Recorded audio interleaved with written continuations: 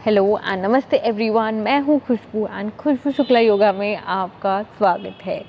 ये वीडियो है shoulder stiffness के बारे में, नेक स्टिफनेस के बारे में। अगर आप वर्क फ्रॉम होम कर रहे हो और आप बहुत ज़्यादा देर टाइम स्पेंड करते हो कंप्यूटर पर, लैपटॉप पर, या अगर आप ऑफिस भी जा रहे हो, बहुत ज़्यादा फिजिकल एक्टिविटी नहीं है, आपको टाइम नहीं मिलता वर्कआउट करने का, तो एक बहुत बड़ा चांस है कि आपको नेक एंड शोल्डर स्टिफनेस हो जाएगी। बहुत सारे कॉर्पोरेट एम्प्लॉयज़ हैं जिनको ये प्रॉब्लम होती ही होती है। एंड इवन अगर आप काम नहीं कर रहे हो, या जस्ट एट होम टीवी देखने में या कुछ ऐसा काम आप कर रहे हो जिसमें आपका नेक ड्रॉप हो रहा है, स्टूडेंट्स जो आज के टाइम में बहुत ज़्यादा फ़ोन यूज़ करते हैं, सोशल मीडिया पे स्क्रॉलिंग करना, गेम्स खेलना, या अपनी पढ़ाई फ़ोन से करना, अपने नेक को ड्रॉप रखना, उससे भी आपके नेक का पोस्चर बहुत ख़राब होता है। आपके नेक में पेन शुरू होता है, वो पेन ट्रैवल होते होते आपके शोल्डर्स में और धीरे धीरे आर्म्स में भी ट्रैवल करने लगता है। तो मैं आपको इस वीडियो में कुछ सिंपल ईजी मूवमेंट स्ट्रेचेस बताने वाली हूँ जो आप कर सकते हैं अपने नेक पेन से रिलीफ पाने के लिए। अगर आपको सर्वाइकल है तो थोड़ा ध्यान रखें, एक्सरसाइज को बहुत धीरे और आराम से करें। और अगर आपको ऐसा लग रहा है कि कुछ करते हुए आपको बहुत ज़्यादा पेन हो रहा है तो उस एक्सरसाइज को वहीं ड्रॉप कर दें और आगे कंटिन्यू ना करें।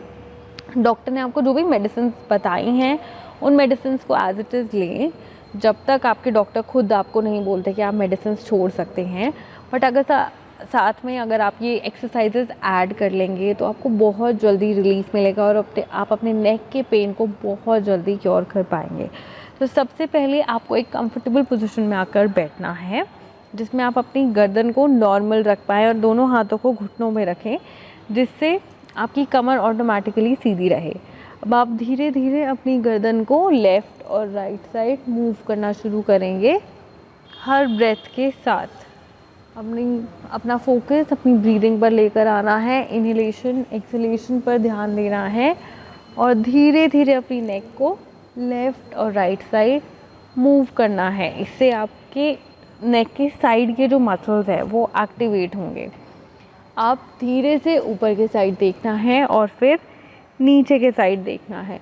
अगर आपको ऑलरेडी सर्वाइकल है तो आप नीचे की मूवमेंट अवॉइड कर सकते हैं। अगर आपको जनरल पेन हो रहा है तो आप हर डायरेक्शन में अपनी नेक को मूव करेंगे। बट अगर आपको सर्वाइकल डायग्नोस हो गया है तो आपको फॉरवर्ड मूवमेंट नहीं करनी, सिर्फ बैक मूवमेंट करके सेंटर में आकर रुक जाना है। इस मूवमेंट को भी आप मेरे साथ साथ कर सकते हैं 4-5 बार। और 3, 4 and 5 and रिलैक्स। अब अपनी नेक को साइड में ड्रॉप करना है ऐसे। अपने कान को कोशिश करेंगे कि आप शोल्डर से टच करें और अपने शोल्डर को ऊपर ना उठाएं। अपने शोल्डर को नॉर्मल रखते हुए सिर्फ अपनी गर्दन को साइड में ड्रॉप करना है इस तरीके से। इससे भी कई बार हम रात को गलत सो जाते हैं तो कई लोगों को सुबह उठते ही नेक में पेन होता है।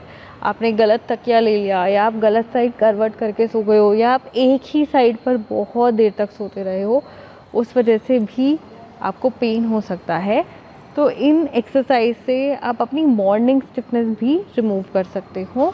इसको भी आप आराम से 10 बार कर सकते हो। ये करने के बाद अब हम इसी को थोड़ा डीपली करेंगे। जैसे मैंने अपने हाथ को सर के ऊपर रखा और मैं अपनी गर्दन को हल्का सा पुश कर रही हूँ नीचे के साइड, और यहाँ पर कुछ सेकंड्स तक होल्ड करेंगे। आपको फील होगा कि आपका मसल बहुत अच्छे से स्ट्रेच हो रहा है।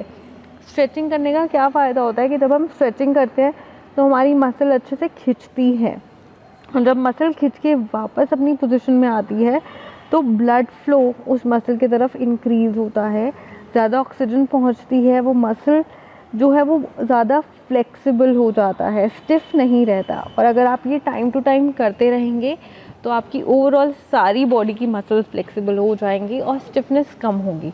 तो आपको हल्का सा भी जब 19-20 भी पेन लगे, आप हल्की सी मूवमेंट करेंगे, आप वापस एक करेक्ट पोस्चर में अपने मसल को ले आएंगे और आपको पेन नहीं होगा। अब इसके बाद आप अपने हाथ को इस तरीके से कान के ऊपर रखना है सर पे, एंड ऑपोजिट फोर्स लगानी है। जैसे कि मैं अपने सर से अपने हाथ को धक्का दूंगी और हाथ से अपने सर को ऐसे, और यहाँ पर होल्ड करना है। मेक श्योर कि आप ऐसे गर्दन टिल्ट ना करो, गर्दन सीधी रखनी है और सिर्फ फोर्स अप्लाई करना है। इससे नेक के मसल्स को स्ट्रेंथ मिलेगी, पावर मिलेगी। और जब आपको बहुत ज़्यादा पेन हो तो इस एक्सरसाइज को आप अवॉइड कर सकते हो। सेम चीज़ हम दूसरी साइड से भी करेंगे और होल्ड करना है कम से कम यहाँ पर 10 से 20 सेकंड। अगर आप वीडियो देखते देखते साथ में एक्सरसाइजेस कर रहे हैं तो यहाँ पर आप वीडियो को पॉज करके कुछ देर और होल्ड कर सकते हैं जब तक आपको अच्छा लगे। अब इसके बाद हम दोनों हाथों को ऐसे इंटरलॉक करके सर के पीछे ले जाएंगे और यहाँ पर भी सेम मूवमेंट करनी है कि मैं अपने हाथों से गर्दन को आगे की तरफ पुश करूँगी और अपने हाथों से अपनी गर्दन को पीछे के साइड पुश करूँगी और यहाँ पर होल्ड करके रखेंगे कम से कम 10-15 सेकेंड्स। ये आपके नेक के लिए, शोल्डर्स के लिए बहुत अच्छी मूवमेंट है, बहुत अच्छी एक्सरसाइज है आपके नेक शोल्डर की अलाइनमेंट के लिए। And relax. अब इसके बाद आते हैं हम शोल्डर पे। नेक की सारी मूवमेंट्स करने के बाद हम दोनों हाथों को ऐसे साइड में लेके आएंगे और अपने शोल्डर्स को आराम आराम से ऊपर नीचे मूव करेंगे। अब इसमें कई लोग क्या गलती करते हैं, वो ये करने लग जाते हैं, कंधों को ऊपर ले गए और एकदम ढीला छोड़ दिया। हमें ये नहीं करना है, हमें कंट्रोल के साथ अपने शोल्डर्स को ऊपर नीचे मूव करना है। 10 से 20 बार अपने शोल्डर्स को ऊपर नीचे मूव करने के बाद शोल्डर्स को अब पीछे की तरफ घुमाना है। चेस्ट को ओपन करना है हर रोटेशन के साथ, क्योंकि जनरली लाइफ में हम कुछ भी काम करते हैं तो हम आगे की तरफ झुके रहते हैं, हमारे शोल्डर्स, हमारी नेक आगे की तरफ झुकी रहती है। जब हम फ़ोन यूज़ कर रहे हैं, किचन का कोई काम कर रहे हैं, या इवन सुबह उठ के अगर हम ब्रश भी कर रहे हैं तो हम आगे झुककर ही वो करते हैं। इस तरीके से आप अपने शोल्डर्स को पीछे की तरफ घुमा के अपने पोस्चर को करेक्ट कर सकते हो, अपने पोस्चर को न्यूट्रल कर सकते हो। ये करने के बाद अब आप दोनों हाथों को ऐसे शोल्डर्स पर लेकर आओ एंड एल्बो को टच करते हुए दोनों हाथों को घुमाना है। अगर आपकी एल्बो टच नहीं हो रही है तो आप जितना आपकी बॉडी अलाउ करे उतना कर सकते हैं, बट इसको याद रखें कि आपका गोल होना चाहिए कि आप एल्बोज़ को टच कर पाए। तो इसको डेली करें कम से कम 10 से 20 बार, क्लॉकवाइज डायरेक्शन में और फिर एंटी क्लॉक डायरेक्शन में। अब जितना ज़्यादा, ये बहुत बेसिक एक्सरसाइज है, देखने में बहुत ही आसान है, करने में भी बहुत आसान है, बट ये बहुत बेसिक लेवल पे, सेल्यूलर लेवल पे, एकदम कोर लेवल पे आपके पेन से आपको रिलीफ दिलाएगी।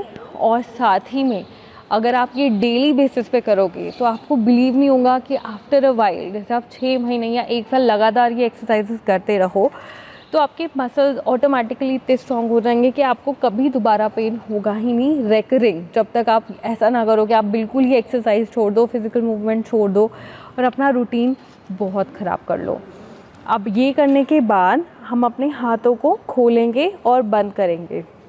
कई लोगों को शोल्डर पेन के बाद आर्म्स में स्टिफनेस होने लग जाती है एल्बो तक, तो उसके लिए ये मूवमेंट भी बहुत ज़रूरी है। अब थोड़ा सा अपने हाथों को, अपने रिस्ट को भी मूव कर लेंगे इस तरीके से और खोलेंगे, बंद करेंगे हाथों को। ये बोनस एक्सरसाइजेज हैं इस वीडियो में आपकी रिस्ट मूवमेंट के लिए।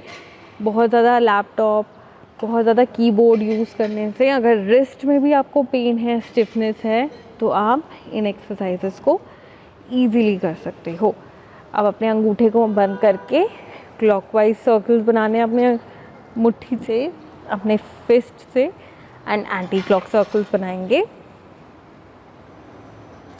अब इसके बाद अपने दोनों हाथों को इंटरलॉक करके एक साइड लेके जाएंगे पहले और फिर दूसरी साइड, लेफ़्ट और राइट साइड। अपने शोल्डर्स को अच्छे से स्ट्रेच करना है, मूव करना है। ये आपके शोल्डर्स को पीछे के साइड से स्ट्रेच करेगा और अगर आपको शोल्डर पेन है तो आपको इंस्टेंट रिलीफ पता चलेगा। इसके बाद इस मूवमेंट के बाद अपने दोनों हाथों को इस तरीके से लॉक करके सर के ऊपर ले जाकर अपनी आर्म्स को स्ट्रेच करना है, शोल्डर्स को स्ट्रेच करना है। ये आपके इस पोर्शन को, साइड्स को, ट्राइसेप्स को स्ट्रेच करेगा और आपको रियलाइज़ होगा कि आपके बॉडी के सारे मसल्स इंटरकनेक्टेड हैं। अगर आपको नेक में पेन होना है तो ये पेन ट्रैवल होगा, नीचे की तरफ, अगर आप उसका ध्यान नहीं दोगे।